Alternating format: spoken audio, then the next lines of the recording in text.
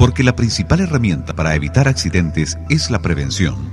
Desde hace más de medio siglo que el IST promueve una cultura preventiva, mejorando la seguridad y calidad de vida de los trabajadores y aumentando la productividad de las empresas.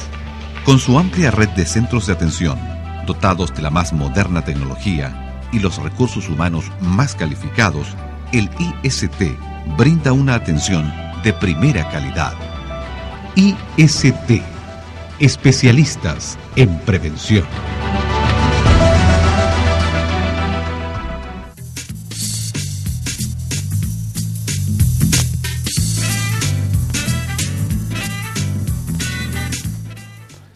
¿Cómo están ustedes? Hoy vamos a conversar de educación, pero con una persona que bien sabe de educación. Dirige por un segundo periodo como rector una universidad que desde sus orígenes tiene mucho que ver con la educación. Hoy día conversamos con el rector de la UPLA, de la Universidad de Playa Ancha, don Patricio Sangüesa. Rector, ¿cómo está usted? Muy bien, muchas gracias por la invitación, don Rodrigo. ¿Se cierra el semestre este mes de octubre en la Universidad de Playa Ancha o no? Exactamente, se cierra este mes de octubre, se dictó un decreto que establece las condiciones a través de las cuales los estudiantes se reincorporan, digamos, a sus actividades, y lo cerramos el día 21 de octubre, entregando un plazo adicional para situaciones especiales hasta el día 27 de octubre. Todo está informado al Ministerio de Educación, con el propósito también de que los estudiantes no pierdan sus beneficios, sus derechos, y a su vez está regido este periodo de excepción por algunos criterios. El primer criterio es la calidad, el segundo la flexibilidad metodológica, el tercero obviamente la libertad de cátedra de los profesores y el último la autonomía de los estudiantes para tomar sus propias decisiones. A uno le caen dos preguntas en esta. La primera, ¿cuántos alumnos van a perder el semestre en esto? Mire, no lo sabemos, por supuesto que no, porque están en procesos de término y de evaluación también, así que no tenemos ese conocimiento. Se lo planteo al revés, rector. Se lo planteo al revés. ¿Cómo se siente responsable usted que el día de mañana van a salir profesionales de su universidad que le falta una parte de su currículum, de algunos ramos que no lo van a terminar? O al revés, ¿cómo profesores van a aprobar alumnos un semestre que tiene que tener tantas sesiones, que tiene que render tales y cuales materias, que tiene tales programas con objetivos específicos generales? ¿Cómo se hace aquello? Bueno, nosotros teníamos a la fecha de las paralizaciones un promedio de 12 a 13 semanas de actividades lectivas en las carreras. Hicimos un levantamiento de toda esa información y el decreto establece, en primer lugar, un máximo de 4 semanas para concluir, lo que significa llegar al promedio de 16 a 17 semanas, que es el estándar que existe. Por eso que la Universidad de Playa Ancha no tiene cierres administrativos de semestre, pero a su vez cada profesor está obligado a decir y a declarar si alguna unidad programática no la puede, ¿no es cierto?, tratar, tiene que reprogramarla necesariamente para el semestre siguiente. Por lo tanto, la universidad está cautelando absolutamente la calidad de los servicios que presta. Y más aún, los alumnos también tienen hoy día, diríamos, un derecho, que es a retirar una asignatura o más de una asignatura si consideran que no quieren cursarla y también tomarla en otra oportunidad. Y aquellas asignaturas excepcionales que no alcancen los estándares deberán reprogramarse completas para un semestre siguiente. Así que nosotros estamos cautelando absolutamente la calidad. ¿Usted participa de alguna crítica que han planteado algunos rectores de que el Ministerio de Educación pudo haber recalendarizado el semestre anticipadamente? Yo creo recalendarizado. Yo creo que esto era un tema de autonomía de cada una de las instituciones. Nosotros en los aspectos académicos tenemos la autonomía. Ahora, obviamente que si se pone un plazo límite y en ese plazo límite también se pone la condición de que no hay transferencias de recursos económicos, obviamente que nos pone a nosotros en una alerta, y en esa alerta tenemos que responder, porque lo que no podemos hacer es que los estudiantes pierdan derechos. Ahora, hay un gallito real entre los estudiantes y la autoridad que se ejerce con esto de que en realidad nos sentamos o no nos sentamos en una mesa de diálogo ¿Dejamos o no dejamos las tomas? ¿Recandelarizamos o no? ¿Volvemos o no volvemos a clases? ¿Cuál es su visión sobre aquello? Yo creo que todo esto se tardó demasiado. Yo pienso que esto no debió haberse prolongado por un tiempo tan largo y creo que le faltó a las partes, digamos, tener, no sé, la visión de que esto podría ser demasiado prolongado, podría poner en peligro, ¿no es cierto?, el año académico y también podía poner en peligro las instituciones, la estabilidad de las instituciones. A mí me preocupa muchísimo, digamos, ese último punto. ¿Y usted con esto que me está diciendo, no se arrepiente de haber estado hace 4 meses marchando con los estudiantes cuando partió esto, pensando en lo que terminó detonándose? No, para nada, todo lo contrario. Yo creo que el tema de la educación en Chile es de tal magnitud de futuro. Los países se distinguen por una mejor o peor educación. Los países que han logrado finalmente apostar a una educación equitativa y de calidad son los países que hoy día están disfrutando del desarrollo. Así que, para nada, todo lo contrario, yo fui siempre un crítico de muchos años, digamos, del modelo de educación que tenía el país, que tiene el país. Creo que le ha hecho daño a Chile en muchos aspectos, ha terminado, digamos, con una sociedad tremendamente segmentada, en una sociedad, digamos, en que los pobres tienen peor educación que los ricos, etcétera. Eso no es posible, no hay una equidad en el sistema, tanto desde el punto de vista del acceso como desde el punto de vista de la calidad. Y nosotros, con el rector Aldo Valle, habíamos hecho exactamente lo mismo el año 2009. No es un tema político, lo hicimos en el gobierno de la Concertación y, por lo tanto, lo que estamos demostrando con ello, digamos, es que participamos de los principios y los valores que están detrás de esta movilización. Ahora, ¿no le da, cuando usted plantea, no le da preocupación de que, si bien es cierto, usted plantea que hay una educación de diferente calidad para pobre y para rico, las universidades, entre comillas, de ricos, las universidades de Yeto, las universidades que están en la cota 1000 de Santiago, esas universidades siguieron haciendo clases y siguen haciendo clases y han estado en clase al 100% en carreras en que son competitivas desde el punto de vista de evaluación del Estado, medicina, por ejemplo. ¿No le da miedo de que se pueda producir una brecha también con las universidades tradicionales que llevan 4 meses en toma? Yo creo que todo esto es un perjuicio tremendo también para las propias instituciones, sin duda. Pero, por otro lado, ¿no es cierto?, yo creo que aquí se produce la gran confusión. Por otro lado, un porcentaje altísimo de la sociedad valora extraordinariamente, digamos, lo que hay detrás de estas movilizaciones estudiantiles, probablemente contenidas por muchos años, ¿ya? Y probablemente esto pudo haber ocurrido también en otro momento histórico en que se hubiesen dado condiciones para ello. No ocurrió ese hecho. Así que se dieron en esta oportunidad. Y estos somos los actores, los que estamos acá en roles distintos en este momento. Pero lo que quiero decir, ¿no es cierto?, es que efectivamente, digamos, esta es una, diríamos, preocupación nacional, ¿ya?, en que los actores seguramente privados, no es que les pase por el lado al tema, yo creo que no es ese el tema, sino que aquí, entre los estudiantes de las universidades tradicionales, yo creo que hay un sentido crítico que vale la pena, digamos, relevar y destacar. O sea, la construcción de un espíritu crítico en una sociedad es importante. Y por lo tanto, si allí se produce, como en todas partes además, las universidades siempre son, ¿no es cierto?, la mirada crítica de la sociedad, y por lo tanto no es extraño que allí se produzca, digamos, una reacción de este tipo. Ahora, se dice que hay muchas casas de estudio que tienen problemas económicos, corren el riesgo de las casas de estudios superiores que están en el paro y en movilización con problemas. Entiendo que no es el caso de la suya y sí de otra en la región, pero ¿cuál es su visión sobre esto? Yo creo que las instituciones estamos pasando una situación de peligro. Buena parte, digamos, del presupuesto es un presupuesto que viene por la vía de los aranceles y por lo tanto las ayudas estudiantiles de becas y créditos son importantes para nosotros en el financiamiento de las universidades. Nosotros como Universidad de Playa Ancha somos tremendamente ordenados, pero también tenemos límites en la resistencia, digamos, de tener flujos menores y hoy día hay voces y luces de alerta, digamos. O sea, ustedes están comiendo, entre comillas, los excedentes o los superávit o los ahorros de años anteriores en este momento. Obviamente que estamos utilizando todos los recursos de que disponemos, y también postergando algunas inversiones que teníamos programadas para este año, pero eso tiene un límite y ese límite, digamos, se está poniendo con una luz roja bastante fuerte ahora.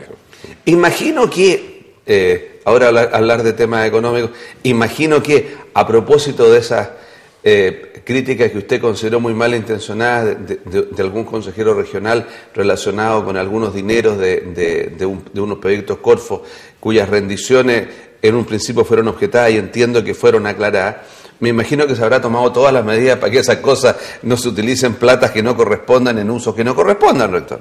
Bueno, en primer lugar, yo creo que esta lamentable situación se da en el contexto seguramente nacional, digamos, en que hay visiones distintas respecto de este mismo problema. Y esto que ocurrió, digamos, una crítica a la gestión de un proyecto FIC, fue en ese contexto, pero así todo. Quiero decirle, Rodrigo, que esas situaciones lo hemos aclarado absolutamente. ¿Usted no se siente, usted no se siente un poco confundido, por no decir desagradado, cuando usted, antes de ser rector, trabajó codo a codo con los consejeros regionales, en comisiones del gobierno regional, digamos? ¿Esta crítica no le dolieron en lo personal? Obviamente que todas estas cosas molestan y todo. Yo lo contextualicé solamente en esto, pero quiero decirle además con la tranquilidad de la conciencia respecto de ese proyecto en específico, de que los recursos económicos derivados a la universidad para su ejecución fueron, digamos, asignados exclusivamente al proyecto, solo al proyecto.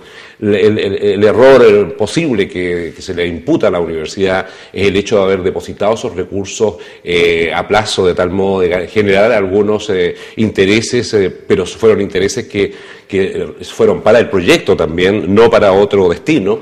Y a su vez, ¿no es cierto?, lo que se dice que la universidad utilizó recursos para pagar sueldos desde allí, eso tampoco es efectivo, porque la universidad lo que deriva, digamos, deriva de una cuenta corriente a otra cuenta corriente, pasó por esa cuenta corriente y el gasto se hizo exactamente igual. Y finalmente, el proyecto concluyó el 31 de diciembre del 2010 y en el mes de enero devolvimos los recursos que no habíamos utilizado, por lo tanto esto no tiene una irregularidad y están rendidas las cuentas, y entiendo también por las comunicaciones que me han entregado desde los, digamos, expertos del gobierno regional, el gobierno regional tampoco ve que haya, ¿no es cierto?, un problema de procedimiento importante, digamos, en la gestión del proyecto. Así que yo creo que aquí hubo una exageración que se contextualiza en este problema, digamos, que no tiene nada que ver con el proyecto, sino con la educación chilena. El problema es que no solamente la crítica fue esa, sino que además fue otra, por las mismas personas y atacándolo directamente usted. Tenía que ver con el aumento de sueldos en general de los profesores. ¿Cuál es su opinión sobre aquello? Mire, Rodrigo, todos saben, es público y notorio que nosotros tuvimos una crisis económica tremendamente grande. Tremenda. Ustedes, si hubieran sido privadas, habrían cerrado. Brutal. Y entre las 17 medidas que nosotros adoptamos el año 2007, que yo estaba recién asumiendo la rectoría, estaba rebajar los sueldos a mucha gente y particularmente a los directivos desde el rector hacia abajo, digamos. Y eso se cumplió con dolor de mucha gente. A gente se le descontó 500.000 pesos, 600.000 pesos de su sueldo, lo que no es menor para nadie. O sea, ustedes mejoraron de esa manera fue una de las medidas que fue finalmente para mí una tonta medida, porque la verdad es que para lo que viene después, ¿no es cierto?, pasamos 3 años en esa restricción, a pesar de que ya habíamos mejorado la situación financiera de la universidad, y la rectoría y el nivel superior de la universidad fue la última en reponer esos recursos. Nunca lo hicimos con efecto retroactivo, porque yo sacaba la cuenta, ¿no es cierto?, que son varios millones de pesos los que yo mismo le doné a la universidad. Entonces había 5 asignaciones al sueldo bruto. Esas 5 asignaciones para el ordenamiento interno las refundimos en una y quedó en un 380%, pero era la suma de todas esas asignaciones, y entonces el titular del diario dice: el rector se sube el sueldo en 380%. Lo que hicimos fue refundir asignaciones y reparar esa deuda histórica que teníamos con las personas. Entonces me pareció realmente de una injusticia tremenda. Ahora, pero es fácil de una maldad. Es fácil de equilibrar la crítica con una respuesta a otra pregunta. ¿Cuál es el nivel de sueldo de la rectoría con otras rectorías? Bueno, nosotros estamos de los niveles más bajos de Chile. Ya hay las universidades que tienen más bajos sueldos, las rectorías rectorías son la Universidad de Magallanes y la Universidad de Playa Ancha. Y por lo tanto tampoco se trata, digamos, de sueldos sobredimensionados, sino que se trata de sueldos, digamos, absolutamente razonables y yo diría mucho más bajos que el promedio. Uno de los rectores o otro de los rectores o un par han planteado de que los estudiantes están dejando pasar la oportunidad de lograr cosas mejores porque no saben cerrar este capítulo y avanzar en otra forma. ¿Cuál es su visión sobre el momento de hoy del conflicto? Yo creo que algo de eso hay también. Yo pienso que el conflicto partió por un dolor muy grande de la clase media chilena respecto del costo de los estudios, los aranceles. Y por lo tanto el foco está puesto por ahí, o sea, por la gratuidad, por estos temas de los aranceles probablemente tal. Y luego respecto de los otros temas que tienen que ver con la estructura misma del sistema educacional, no ha sido, yo creo, hasta el momento una mirada estructural, sino más bien una mirada de ciertos aspectos de esto. Y nosotros como Consejo de Rectores hicimos un planteamiento en lo que se llamó el acuerdo Cruz con Fech, en donde están los temas que nosotros consideramos son los centrales respecto de la estructura, ¿no es cierto?, de la educación superior chilena, ¿ya? Y espero yo, ¿no es cierto?, que el Ministerio de Educación considere estos aspectos que muchas veces no están siendo tocados ni están siendo analizados por el movimiento estudiantil, sino más bien por los rectores mismos. ¿Qué va a pasar con la PSU, rector? ¿Cuál es su visión? ¿Qué es lo que opina usted? Hasta el momento la PSU no ha cambiado su fecha. Nosotros tenemos una reunión extraordinaria del Consejo de Rectores, ahora el jueves. Y se va a llamar PC, no PSU, porque ya hay cosas que no se pueden preguntar, va a tener que preguntar de tercero medio. Lo que pasa es que la PSU, respecto de los contenidos de cuarto medio, siempre ha sido tremendamente prudente en esos contenidos de cuarto medio. Y en realidad el acento mayor se pone en los niveles anteriores, ¿ya? De todas maneras, la PSU además tiene un sistema de ajuste, ya, respecto de los promedios de los puntajes que se obtengan. Yo creo que finalmente la PSU se va a rendir, probablemente pueda cambiar de fecha, pero tiene que rendirse y el proceso de admisión 2012 igualmente se tiene que hacer. Una de las críticas que ha hecho el gobierno y que han hecho algunos sectores de los partidos de gobierno frente a los dirigentes estudiantiles fue la ideologización de algunos líderes. Cuando esta semana aparecen ya siendo parte del Comité Central del Partido Comunista, en derecho y nombrado, tanto Camilo Ballesteros como Camila Vallejo. ¿Usted le encuentra razón a eso? ¿Cuál es la visión que piensa usted? Mire, yo creo que conocemos todos, digamos, la historia de Chile en cuanto a movimientos estudiantiles e ideologías políticas. En toda la historia de esa relación ha existido. Pero, sin embargo, yo diría que en esta oportunidad, mucho menos que antes, porque en esta oportunidad los planteamientos son de gran transversalidad.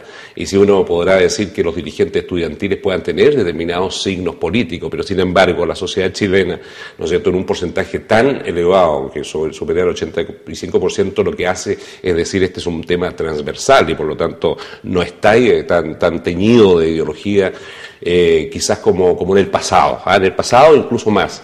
En un conflicto estudiantil se terminaba conversando con los partidos políticos y se resolvían los conflictos estudiantiles. Hoy día no se saca absolutamente nada, todo lo contrario, es peor, digamos, entrar a conversar con los partidos políticos para resolver este conflicto. Al final nos deben quedar 3 o 4 minutos. Yo poniéndome en su lugar, rector, ¿cómo se ejerce la rectoría con las universidades tomadas? ¿Dónde funciona usted? ¿Va a la oficina que tiene la UPLA en Santiago? ¿Usted todavía en esa oficina? No tenemos oficina en Santiago. No, nosotros tenemos en este momento un espacio que está absolutamente liberado, que está en la Gran Bretaña 40, que es ahí donde funciona la administración central de la universidad. ¿Eso no fue tomado por los estudiantes? No, eso está habilitado. ¿Pero fue tomado y repuesto? ¿O? No, tuvo una pequeña toma de horas, hace mucho tiempo además, y no duró más que horas, o sea, debe haber sido 2 horas, una cosa así, y conversamos con los estudiantes, les dijimos que ese lugar era un lugar muy estratégico para nosotros, porque ahí se desarrolla un conjunto de actividades administrativas, y por otra parte, digamos, tenemos también otros lugares que son de la universidad, y que están ubicadas en otros lugares de la ciudad, que también los ocupamos, y a veces ocupamos, digamos, las oficinas de nuestros colegas, pero en el fondo... Pues no ha terminado trabajando en su casa con No, ahora... No, para nada, hemos tenido una permanencia, digamos, en el trabajo, una agenda enorme todos los días, brutal. más grande la agenda de ahora que la agenda de tiempos normales, porque hoy día tenemos nosotros que absorber situaciones, además de las comunes y corrientes, estas excepcionales. Dos preguntas cortitas. La primera, desde el punto de vista suyo, usted como rector, ¿volvería a marchar con los estudiantes hoy día? Mire, la verdad es que yo marché con mucho gusto con los estudiantes este año. Creo que no están las condiciones hoy día para hacerlo nuevamente. Okay. Y la segunda, cortita, ¿qué opina usted de que el gobierno, usted como abogado además, de que el gobierno haya presentado al Ministerio del Interior un proyecto de ley que sube las sanciones para los casos de toma con agresividad, con violencia en relación a lo que se ha efectuado y lo que se volvió a efectuar en general en el país frente a que son tomas de establecimientos educacionales y otros? Bueno, yo he señalado públicamente que yo estoy absolutamente en contra de la violencia. Yo creo que es un atentado a la inteligencia. Cualquier tipo de violencia, venga de donde venga, me parece que no es propio de un ser civilizado y por lo tanto a mí no me parece. Pero en segundo término, digamos, hay que tener cuidado también con la penalización y de repente, ¿no es cierto?, una mayor penalización que otros delitos que tienen una entidad mayor también. Hay que tener cuidado con eso porque a veces finalmente este tipo de sanciones terminan exacerbando más los espíritus y finalmente no resolviendo el problema de fondo que se quiere resolver. Cuando uno dice que la delincuencia la va a combatir con más penas o con más cárceles, finalmente queda también demostrado que no es ese el procedimiento más adecuado porque no baja efectivamente la delincuencia y la violencia con más violencia se multiplica. ¿Y no cree que esto sea un autogol del gobierno en el sentido de que estando ya a punto de que se logre una relación con los estudiantes, un acuerdo, empieza a apagar el fuego con benzina porque hoy día los estudiantes están diciendo o me cambia esta ley o no seguimos conversando? Bueno, yo que soy una persona en donde prima la buena fe en todo, yo pienso que todavía hasta este momento que el gobierno tiene una oportunidad histórica, realmente que se va a pasar esa oportunidad histórica, que tiene que aprovecharla. Y tiene que aprovecharla porque puede dar un salto tremendamente significativo en la educación chilena, en su calidad y equidad, y pensar el futuro, digamos, del país de una manera mucho más estratégica a largo plazo. ¿Y no le da susto de que con todas estas cosas, una economía tan revuelta, qué pasa si los estudiantes de nuevo tiran la mesa, rector? ¿Qué va a terminar pasando en esto? ¿Quién lo sabe? Bueno, yo creo que tiene que imperar la racionalidad en todos estos temas y ojalá la mesa, ¿no es cierto?, y el mantel no se tire suficientemente como para dejarlo en el suelo. Y yo creo que hay que seguir en este trabajo con toda la paciencia que tiene que tener, ¿no es cierto?, sobre todo nosotros que somos adultos, con el propósito de dar los pasos significativos que Chile necesita. Así que en esa convicción me quedo y en esa esperanza también. Ok, rector, es un gusto conversar con usted. Muchas gracias por haber venido. Le deseo el mejor de los éxitos en su gestión de manera tal de que no se le enreden económicamente las cosas que venía llevándolas tan claras ahora con esta falta de recursos que tiene en su universidad. Muchas gracias, Rodrigo. Y a usted que nos está mirando, Patricio Sangüesa es abogado, 2 veces rector de la Universidad de Playa Ancha y es un hombre calmado y tranquilo para poder sobrellevar este conflicto estudiantil. Que estén ustedes muy bien.